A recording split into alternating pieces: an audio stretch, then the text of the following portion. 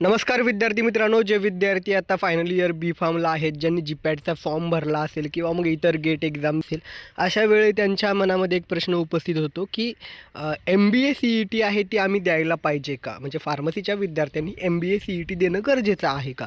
आम्हाला तर M.Pharm करायचं आहे, मग M.Pharm सोडून जर आम्ही MBA करतो आहे किंवा इतर कुठल्याही ब्रँचचं MBA करतो आहे, तर मग ते आपल्या फील्डपासून डिस्ट्रॅक्ट होईल का? वगैरे वगैरे असे अनेक प्रश्न त्यांच्या मनामध्ये पडतात. याविषयीच आपण सविस्तर चर्चा करणार आहोत. तर लक्षात घ्या विद्यार्थी मित्रांनो, बी फार्म फायनल इयरला आहात तुम्ही आणि तुमचा गोल सेट आहे की मी जीपॅटमध्ये खूप चांगले मार्क्स आणणार आहे, क्वालिफाय होणार आहे, चांगल्या कॉलेजमधून चांगल्या इन्स्टिट्यूटमधून मी M.Pharm करणार आहे. अशा वेळी तुम्हाला मग तुम्ही फार्मा MBA हा तुमचा विचारच नाही, अशा वेळेस तुम्ही MBA CET देऊ नका.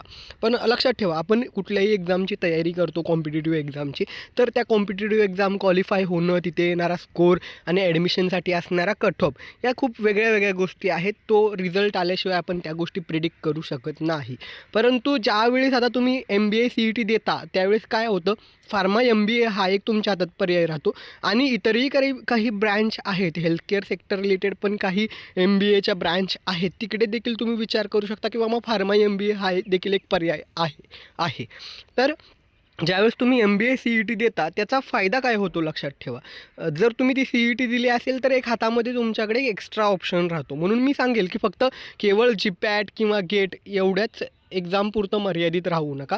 जीपॅट, गेट या एक्झाम देताय, सोबतच काही ICT सारख्या इन्स्टिट्यूट आहेत, त्यांच्या M.Techसाठी एक्झाम होतात किंवा काही प्रायव्हेट इन्स्टिट्यूट आहेत, NMIMS झालं, बिट्स पिलानी झालं इन्स्टिट्यूट, किंवा काही ॲटोनॉमस इन्स्टिट्यूट, तुमचं भारती विद्यापीठ किंवा DY पाटील यांच्या पण काही एक्झाम होतात एंट्रन्स. या एक्झामसुद्धा तुम्ही देणं गरजेचं आहे, कारण हातामध्ये एक एक्स्ट्रा पर्याय आणि एक चांगले पर्याय हातामध्ये राहावेत. ज्यावेळेस तुम्ही MBA CET देता, त्यावेळेस जर तुमचा जीपॅटमध्ये स्कोअर कमी आला, चांगलं इन्स्टिट्यूट मिळत नसेल, तरी देखील तुम्ही या ठिकाणी फार्मा MBAसाठी ती मिनिमम क्वालिफिकेशन आहे, ती CET एक्झाम दिलेली असणं, ती एलिजिबिलिटी आहे MBA CET.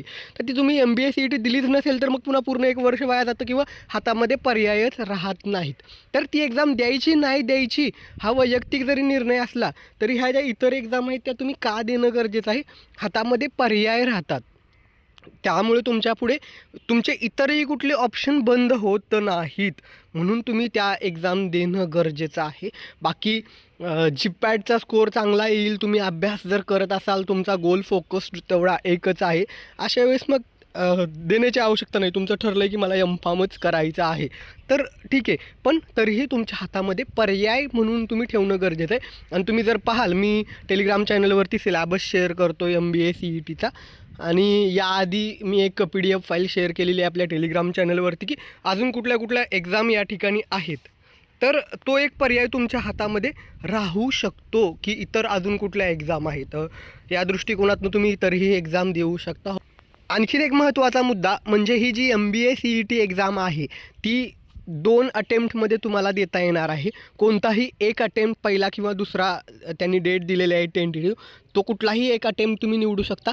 आणि जर तुमच्या जीपॅट, गेट या एक्झामशी जर ह्या डेट त्या ठिकाणी एक सोबत येत असतील, तर तुम्ही पहिला किंवा दुसरा जो कुठला अटेम्प्ट डेट दिलेले आहेत त्यांनी त्या ठिकाणी, त्यातला एक पर्याय निवडू शकता किंवा दोन्ही पर्याय निवडू शकता. एक निवडला तर ₹1500 फी आहे, 2 निवडले तर 2 अटेम्प्टचे 1500 असे 3000 रुपये होणार आहेत. म्हणजे असंही नाही की तुम्हाला त्या सगळ्या एक्झामच्या डेट एक सोबत येत आहेत, नाही. जीपॅट आणि गेट या एक्झाम जर तुम्ही देताय, तर त्या एक्झाम झाल्यानंतर पुन्हा या एक्झामकडे ॲटलिस्ट तुम्ही 1 महिना प्रॉपरली त्याचा सिलॅबस बघून अभ्यास केला तरी देखील होऊन जाणार आहे. वेगळे काही एफर्ट्स घ्यायची गरज नाही. होप सो ही दिलेली माहिती तुम्हाला आवडली असेल. माहिती आवडली असल्यास व्हिडिओला लाईक करायला, आणि जे कोणी बी फार्मला विद्यार्थी आहेत, तुमचे क्लासमेट्स आहेत, त्या सगळ्यांसोबत हा व्हिडिओ शेअर करायला विसरू नका.